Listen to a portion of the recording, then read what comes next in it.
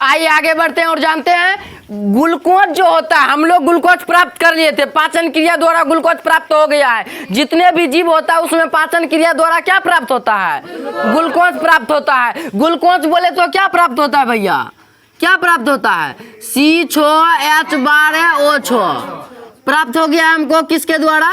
पाचन क्रिया के द्वारा ग्लूकोज हमको प्राप्त हो गया। ठीक, अब इसका विखंडन होगा और शरीर के हर एक पार्ट तक पहुंचेगा, ऊर्जा प्राप्त होगा। उसी क्रिया को तो श्वसन बोल रहे थे ना। तो श्वसन में ही एक और बात समझेंगे, ग्लूकोज का विखंडन। क्या समझेंगे भैया? ग्लूकोज का विखंडन। ग्लूकोज का विखंडन ना, विखंडन मतलब तोड़ना। उसको क्या करेंगे? तोड़ेंगे। विखंडन का ही दूसरा नाम है तोड़ना। क्या नाम है? तोड़ना। तोड़ना। उसको यानी कि ज्यादा पार्ट में तोड़ेंगे और उससे क्या प्राप्त होगा हमको?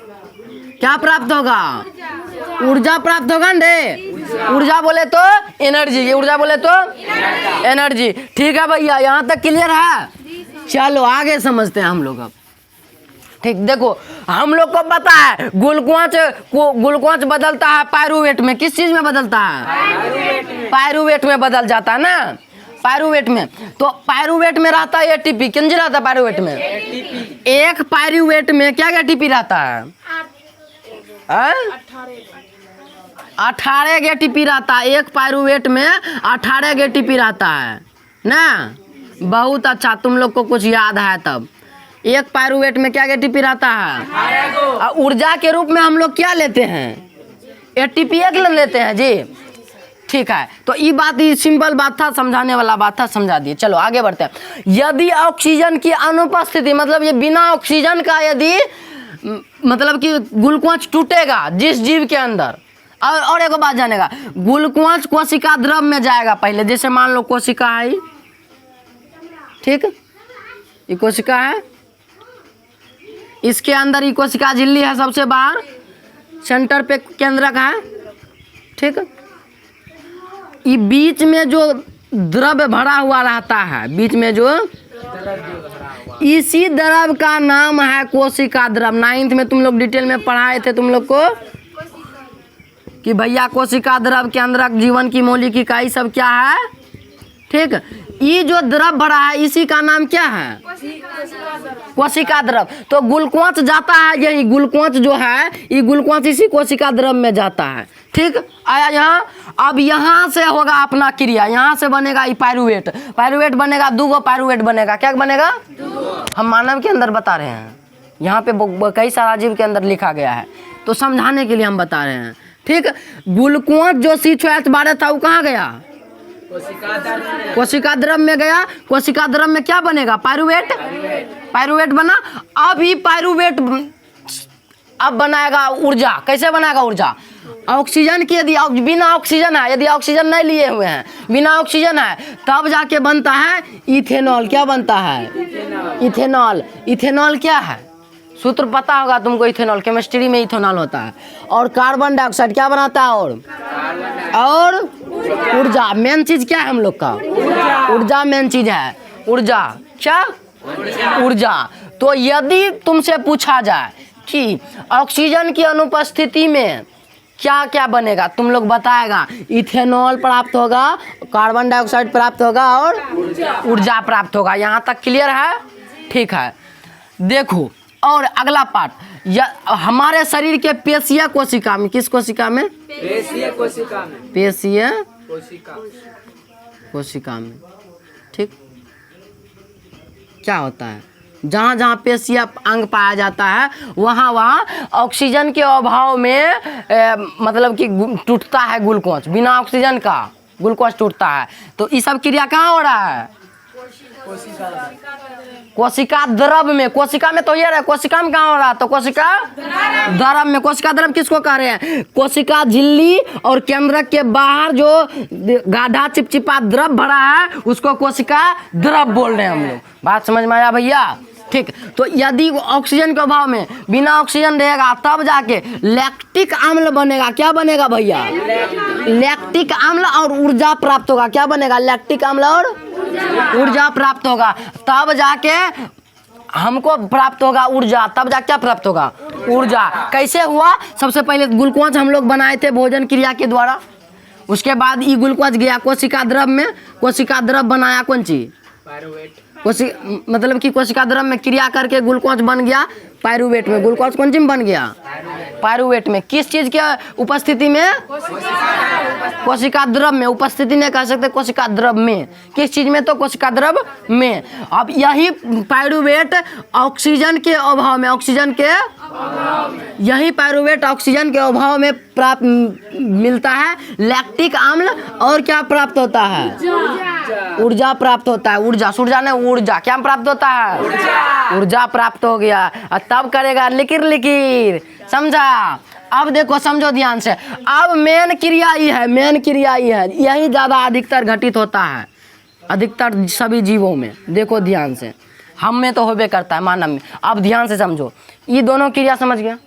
अब इसी को जब ऑक्सीजन की अनुपस्थिति में कोई क्रिया संपन्न होता है तो उसको हम लोग बोल रहे हैं अनॉक्सी शोषण। क्या बोलते हैं, जो अभी हम तुमको पहले बताए थे, अनॉक्सी शोषण और ऑक्सी शोषण में अंतर बताए थे ना पिछला स्लाइड में।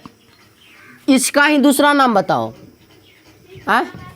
हो गया, सब गधा रे। अवायवीय शोषण नहीं बोलते रे पगला, मानव दू थाप लगवा लहू फेंके चोट्टा सब।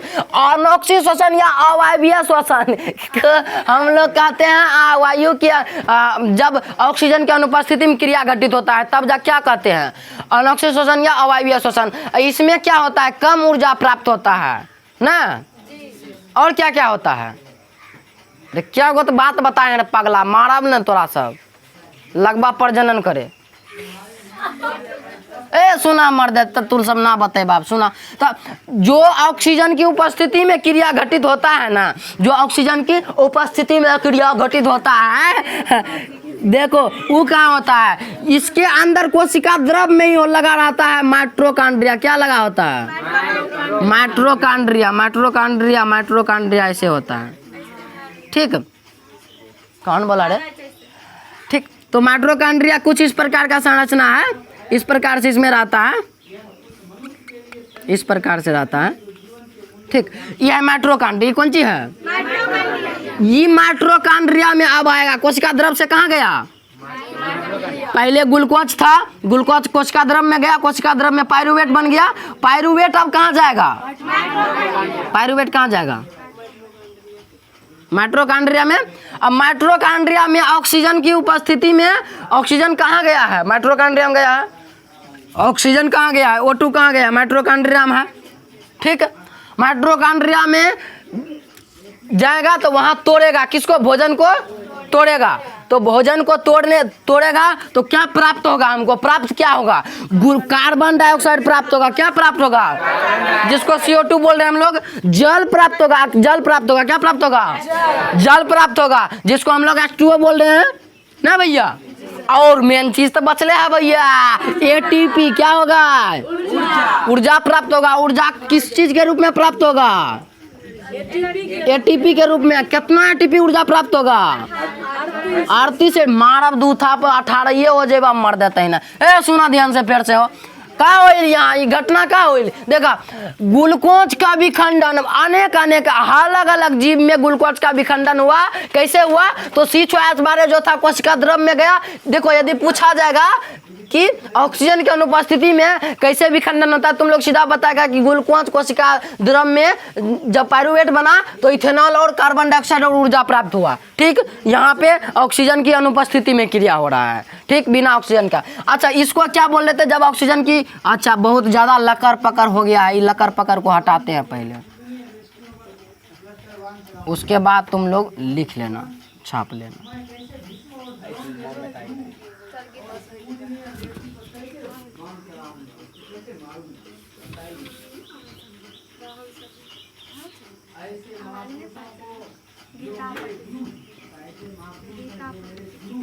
ए मर्दे मारब दू थाप, इधर सुना।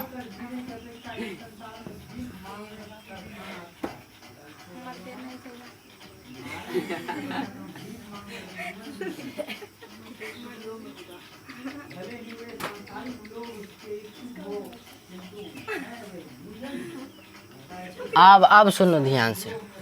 तो इस प्रकार से हम लोग समझ गए कि देखो इसमें हम लोग में ही ऑक्सीजन के अभाव में हो रहा है। लैक्टिक अम्ल कैसे बना? तो ऑक्सीजन ग्लूकोज जब कोशिका द्रव्य में पायरुवेट बना तो ऑक्सीजन के अभाव में पेशीय कोशिका में लैक्टिक अम्ल और ऊर्जा का निर्माण किया। कौन चीज का निर्माण किया?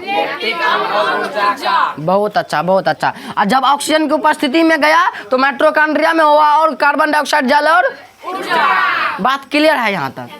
ठीक समझ में आया? अब देखो इसी को हम लोग बोल देते हैं कभी कभी क्या बोलते हैं? ऑक्सीशोषण क्या बोलते हैं?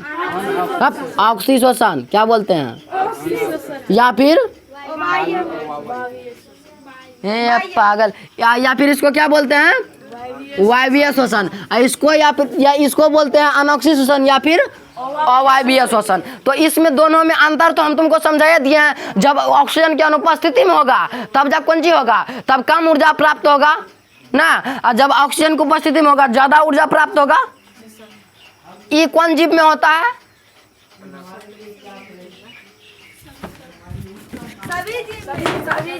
कौन जीव में होता है अनॉक्सी शोषण? कौन जीव में होता है? कौन जीव में होता है? पेड़ पौधा में कौन जीव में होता है? सभी जीव में, सभी जीव में। उदाहरण देखो, उदाहरण देखो वहाँ। और वायवीय शोषण, यीस्ट, जीवाणु, कवक आता है सभी जीव, सभी जीव। ई क्रिया होता है कवक में और किस में होता है भैया? यीस्ट में। और किस में होता है? जीवाणु में। किस में होता है? मतलब छोटे मोटे जो जीव है ना वो भैया छोटा सब तुरते भूल जाता है। सभी जीव में पागला। यीस्ट में जब होता है, कवक में जब होता है तो क्या प्राप्त होता है? यीस्ट में कैसे मतलब कि ग्लूकोज टूटता है? तो तुम लोग बताएगा ऑक्सीजन की अनुपस्थिति में इथेनॉल, कार्बन डाइऑक्साइड ऊर्जा प्राप्त होता है। और सुनो ये किस में होता है? ऑक्सीशोषण किस में होता है? पेड़ पौधे। जितने भी पेड़ पौधे हैं, बड़े बड़े जो जीव जंतु हैं, पेड़ पौधे और जीव जंतु मानव में। ठीक है भैया हो। यह मानव में ही होता है, यह मानव में ही होता है। मानव में ही तो पेशीय कोशिका है हो भैया ना हो। हाँ तो पेड़ पौधा और मानव दू करची चोट्टे सब यादे करे लगवा चोट्टा। तो हर चीज को याद करना पड़ेगा भैया, समझना पड़ेगा, दिमाग में घुसाना पड़ेगा। नहीं तो हम घुसा देंगे साला, समझ जाओ, मार मार के तुमको। तो हर चीज को याद करो, मारेंगे न इतना मार चोट्टा। पढ़ता लिखता है नहीं है सभी जीव में। कैसे बोल रहा था सभी जीव में? ओ भैया